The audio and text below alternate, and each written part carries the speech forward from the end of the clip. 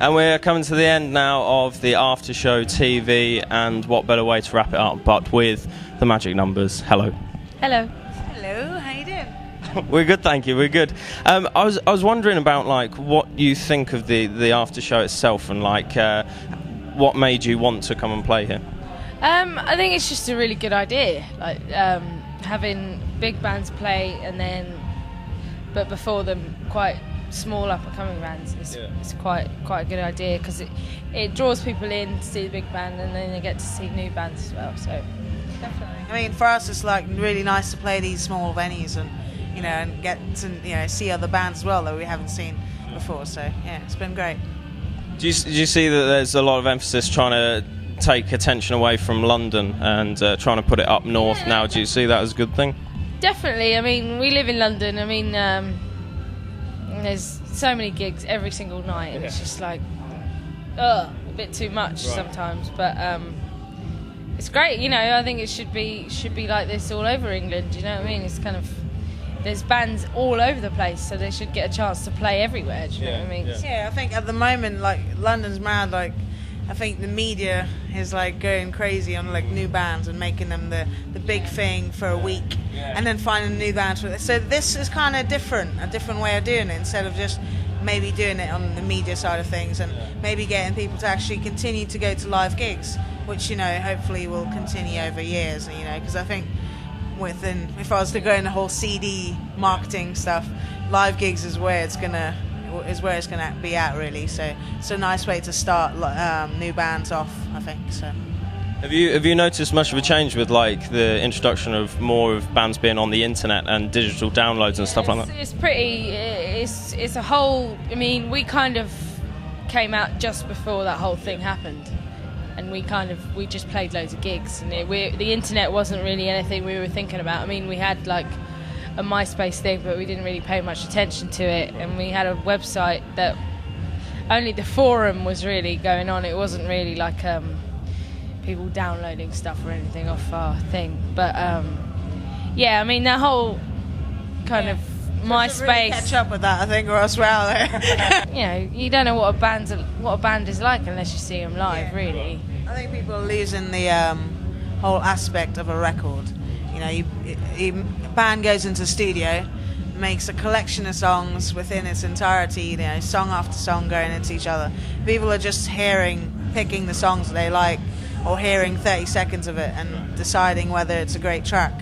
I think people, should, say, why don't buy a record, because I want to see the artwork, I want to see who plays what, I want to see the pictures and stuff like that. And, I think hopefully we'll have a certain crowd of ours, I think, because the way we started, we did start playing live a lot of times, and you got the whole Arctic Monkeys thing, which they started off with the whole internet thing, really. So it's quite mad, really, to think a band can actually be that big because of that. So whichever way works, I think. But for us, I think we like to keep it as real as possible. I guess we're just kind of moving into a new era, really. Yeah. And you can either accept it or just carry on the way you go and struggle on. But I think we'll take the struggle, I think. Your first album was obviously huge, a massive success. Was it difficult going into the studio to come up with a second album? Not really. I think it was easier, in fact, because you get a lot more experience. You've already experienced making a record. Right. I think everyone spends years making their first record. It isn't just a couple months in studio. It is literally from the first time you start writing songs. From 15 years old, you're writing that first record. And within that time to go in and record in the studio, it's a lifetime. It has to be the best thing. It has to be the best version. And then you're on the road for so many years and so many times, and then you finally go, I want to go and do the second album. And I think within us, we were like really excited because we had new songs and we were all playing together great. And the four of us actually got to make up like the arrangements together and everything in the studio. So it was really fun, and just it wasn't that much pressure, I think. So in a way, it was the opposite for us.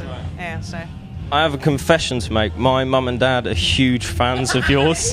Have you found it? Oh no, I am. But that's my. Saying that. Yeah. No, they're huge fans. I don't buy the albums. I don't believe you now. No, I downloaded it off MySpace. No. I was just wondering how you felt about like the variety of your different fans, like the age ranges. We are up for everybody liking our music. It's not directed at just people with a cool haircut. Do you know what I mean?